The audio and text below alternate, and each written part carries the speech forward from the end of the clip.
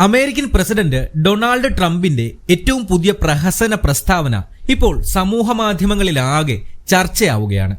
Google, Microsoft പോലെയുള്ള tech ഭീമന്മാരോട് ഇന്ത്യക്കാരെ ജോലിക്കെടുക്കരുതെന്നാണ് ട്രംപിന്റെ ഏറ്റവും പുതിയ ആജ്ഞ. ആ കാലം കഴിഞ്ഞുവെന്നാണ് പുള്ളി പറയുന്നത്. ശരിക്കും ട്രംപ് ജി, ഇത് 2025 അതോ 1925 താങ്കൾ തിരിച്ചു പോയോ? ആദ്യം ഈ പ്രസ്താവന എന്തിന്റെ പേര് പറഞ്ഞാണ്?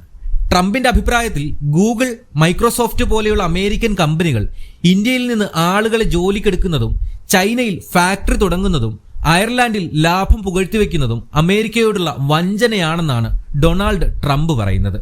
ഓ ട്രംപ് ജി, അപ്പോൾ ഗ്ലോബൽ എക്കോണമി എന്നൊരു കാര്യമുണ്ടെന്ന് നിങ്ങൾക്കറിയില്ലേ? ഈ പ്രസ്താവന ഒരു ആന മണ്ടത്തരമാണ്. ടെക് വ്യവസായത്തിന്റെ വളർച്ചയും ലോകവ്യാപകമായ പ്രവർത്തനവും തടയാൻ ശ്രമിക്കുന്നത് ഒരു രാജ്യത്തിന്റെ തന്നെ സാമ്പത്തിക വളർച്ചയെ തന്നെ തകർക്കും. അത് ട്രംപിന് അറിയാത്തതല്ല. ഇന്ത്യയിൽ നിന്നുള്ള ടെക് പ്രതിഭകൾ ഈ കമ്പനികളെ ലോകോത്തര നിലവാരത്തിലേക്ക് എത്തിച്ചിട്ടുണ്ട്. അപ്പോൾ ഇന്ത്യക്കാരെ ഒഴിവാക്കിയാൽ ഈ കമ്പനികൾ എന്ത് ചെയ്യും? ട്രംപിന്റെ ഈ ആജ്ഞ വെറുമൊരു കോമഡിയാണ്. ഇന്ത്യക്കാരെ ജോലിക്കെടുക്കരുത് എന്ന് പറയുന്നത് ഒരു ഷെഫിനോട് നിന്റെ ഭക്ഷണത്തിൽ ഉപ്പ് ഉപയോഗിക്കരുതെന്ന് പറയുന്നത് പോലെയാണ്. അങ്ങനെ ഉപ്പ് ചേർക്കാതിരുന്നാൽ ആ ഭക്ഷണത്തിന് രുചിയുണ്ടാകുമോ?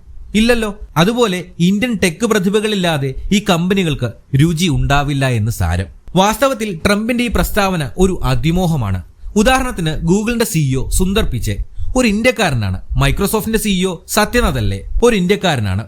ഇതിനു പുറമെ IBMന്റെ മുൻ സിഇഒ അരവിന്ദ് കൃഷ്ണ തുടങ്ങി ഈ ലിസ്റ്റ് ഇങ്ങനെ അങ്ങ് നീണ്ടുപോകും. സത്യത്തിൽ ഇന്ത്യക്കാർ ടെക് ലോകത്ത് എന്താണ് ചെയ്യാത്തത്?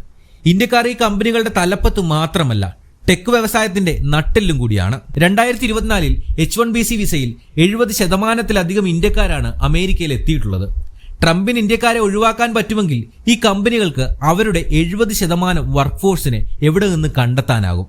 ട്രംപിന്റെ ഒരു പ്രസിദ്ധമായ ഒരു റിസോർട്ട് ഉണ്ടല്ലോ, അവിടെ നിന്നോ?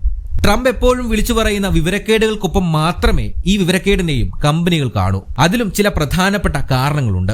ടെക് വ്യവസായം ഒരു രാജ്യത്തിന്റെ അതിർവരമ്പുകൾക്കുള്ളിൽ ഒതുങ്ങുന്നതല്ല. ഇന്ത്യയിൽ നിന്നുള്ള എഞ്ചിനീയർമാർ, ഡെവലപ്പർമാർ, AI സ്പെഷ്യലിസ്റ്റുകൾ എന്നിവർ ലോകോത്തര നിലവാരത്തിലുള്ളവയാണ്. സിലിക്കൺ വാലിയിൽ 10% സ്റ്റാർട്ടപ്പുകൾ ഇന്ത്യക്കാരുടേതാണ്. ഈ ടാലന്റിനെ ഒഴിവാക്കിയാൽ ഈ കമ്പനികൾക്ക് മത്സരശേഷി നഷ്ടമാകും.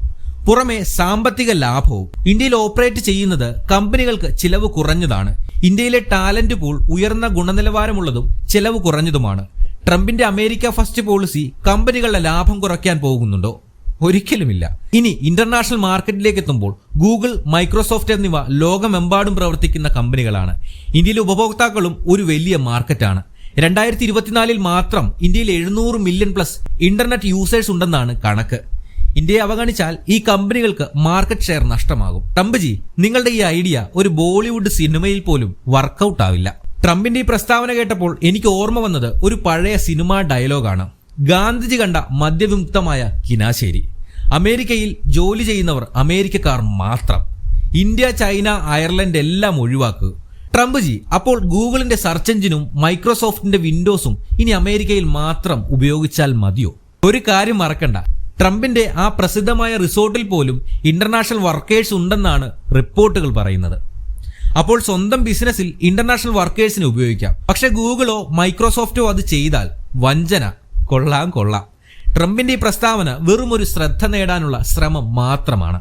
ഇന്ത്യൻ പ്രതിഭകൾ ടെക് ലോകത്തിന്റെ ഒഴിച്ചുകൂടാനാവാത്ത ഭാഗമാണ്.